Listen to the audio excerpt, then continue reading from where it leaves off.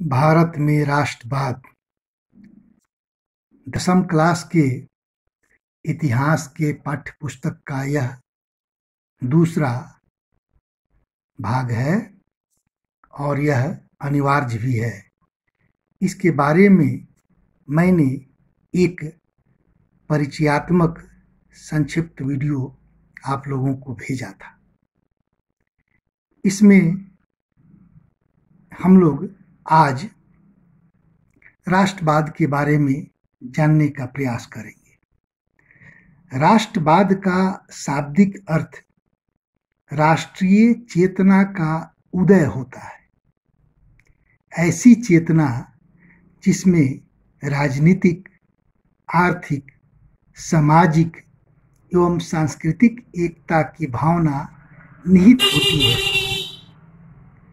राष्ट्रवादी भावना की अभिव्यक्ति प्रथम स्वतंत्रता संग्राम के रूप में हुई थी। सही मायने में भारत में राष्ट्रवाद का उदय औपनिवेशिक शासकों के खिलाफ संघर्ष के दौरान लोगों के आपसी एकता को पहचानने के क्रम में उत्पन्न हुई। अंग्रेजों द्वारा उत्पीड़न और दमन के साझा भाव ने विभिन्न समूहों को एक दूसरे से बांध दिया था।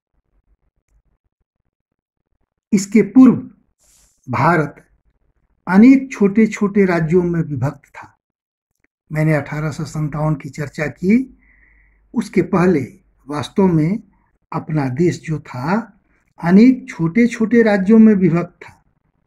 इस समय स्थानीय भावना प्रभावित थी। हर छोटे राज्य अपने को एक देश ही समझते थे और उसी के प्रति श्रद्धा भाव रखते थे। विखंडित होने के कारण प्रत्येक राज्य और वहाँ के निवासियों की सोच अपने तक ही सीमित थी तथा एक संपूर्ण राष्ट्र की चेतना का अभाव था।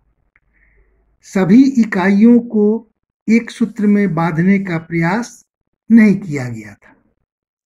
19वीं शताब्दी के उत्तरार्ध से यानी 1857 के बाद से परिस्थितियां बदलने लगी। अंग्रेजी सरकार की औपनिवेशिक नीति की प्रतिक्रिया सभी राज्यों में हुई।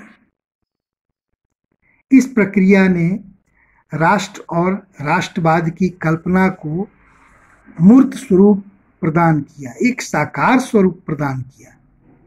लोग अपने आप को एक देश का निवासी मानने लगे। राजनीतिक, सामाजिक, धार्मिक, आर्थिक एकीकरण के प्रयास किए जाने लगे। फलतः लोगों में अपने देश के प्रति लगाव की भावना बढ़ी और राष्ट्रीय चेतना का विकास हुआ।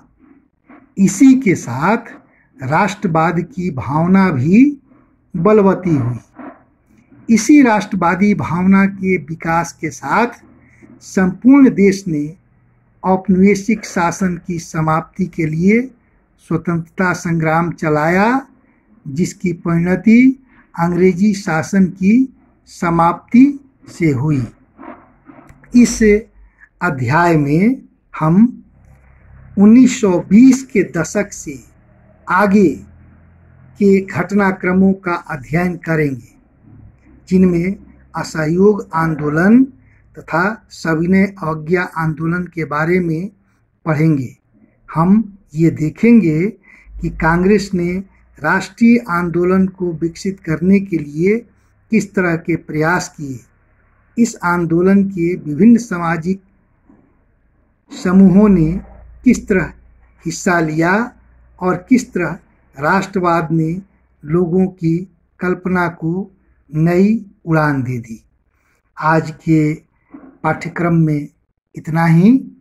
आप लोग ये लिखने का प्रयास कीजिएगा कि राष्ट्रवाद किसे कहते हैं या राष्ट्रवाद से आप क्या समझते हैं। यही गृह कार्य रहेगा। धन्यवाद।